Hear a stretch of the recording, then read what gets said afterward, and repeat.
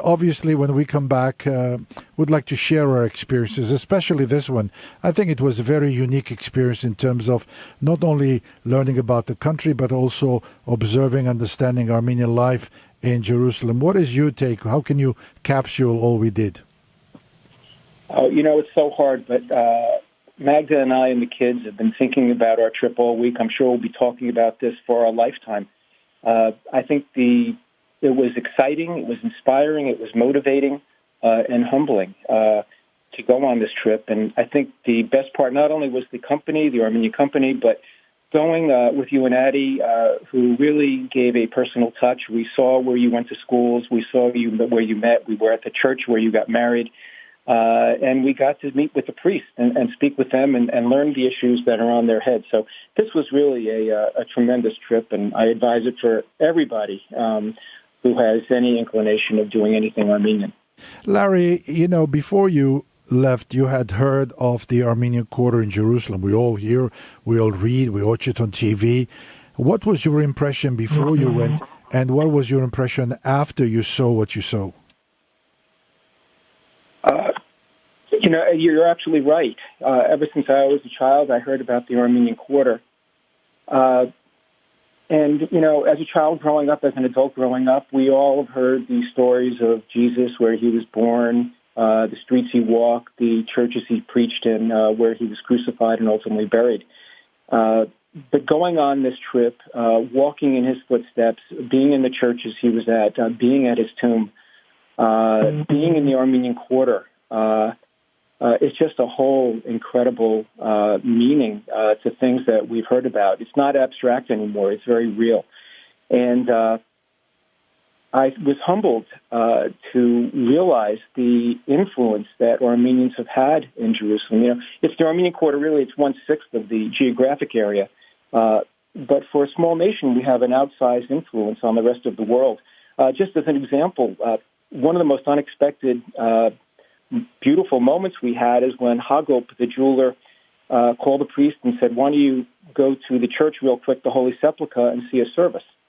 And he escorted us there, and next thing you know, we were going through the Church of the Holy Sepulchre to each of the Armenian stations, which are quite numerous. The whole Holy Sepulchre was closed down for us, for the Armenian people, for the Armenian nation, for the Armenian religion. And all the other pilgrims, religious pilgrims throughout the world, of all ethnic persuasions, stopped to see the Armenian services. It was really incredible, very motivating, very humbling to know that we are part of a tradition that dates back to 638 AD, and that these priests, the priests of St. James's who were in charge of this, they're 35 in number, 20 active, varying abilities and ages. They are the stewards of over 1,000 years of Armenian heritage. So it made all of us, Carolyn, Gregory, Magda, our children, our family, really feel part of something bigger than each of us alone, and gave us with a new instilled sense of responsibility to give back to the community. I guess you had the same experience and feelings in Bethlehem when the Armenian procession took place welcoming the Patriarch. How was that? First, growing up, we all have been in church and sing the little town of Bethlehem. We were there, and we were at the church. And again, the Armenian portion of the church was just overwhelming. It's a major portion of the Church of the Nativity, and we are part of that. So I think we all have a responsibility to do everything we can to support the church and the community in our humble ways. Larry, this morning I was checking the news, and the president of Armenia, Armen Sarkisyan, was visiting the Armenian Patriarch Nurhan Manukyan in his office, and I know where his I know you know where his office is because you were in that office a week ago. Give us an idea. What was it like to meet the Patriarch, and what were some of his concerns? What was his message? What was his concerns? He's very disarming. He's very, very humble, very, very easy to speak with. It turns out that he and I, as students, crossed paths in Philadelphia in the early 80s, and we had that in common. But the children related to him as well as we did. He's very decisive, very smart,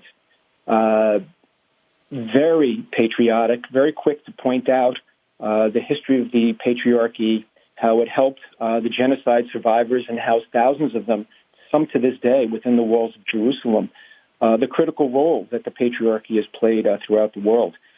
And he said something else that really struck me and has resonated, in that he and his brothers are soldiers defending the Armenian heritage from all of those around. You know, the real estate in Jerusalem is some of the most expensive real estate in the world, and it's being nibbled at from all the corners, from all the religions. Here's the holiest place in the world, and here we have our priests saying they're soldiers defending our heritage. And they're doing a great job under very difficult circumstances. But it was an incredible experience. And he's actively engaged, looking to the future, looking for ways to preserve the Patriarchy, to strengthen it, and fulfill its so many missions to the clergy, to its heritage, to the Armenian people.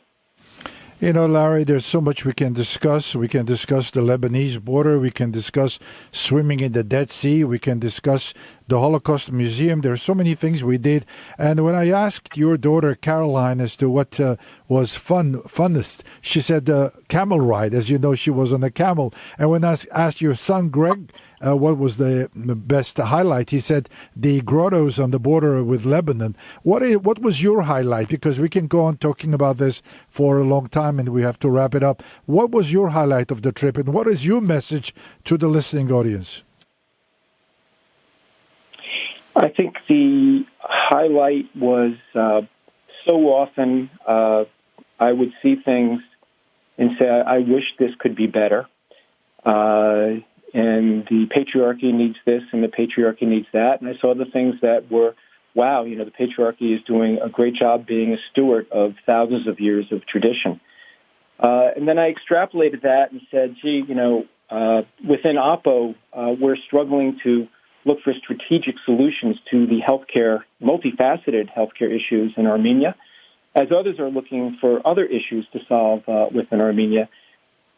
And, you know, as one person, we can only do so much. Our time and fiscal resources are limited.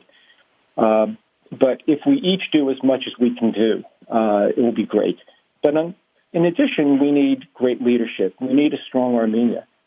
And then my thoughts went to the fact that even as we say all of these things, we're actually talking in optimistic terms. We're looking for solutions to problems which are not solving issues related to war and natural disaster. We're looking to problems to make a stronger nation. So I come out of this humble, knowing there's so much to do, but optimistic, knowing that we are at a relatively peaceful time, a flourishing time, when so many people are trying to do their very best to help the homeland.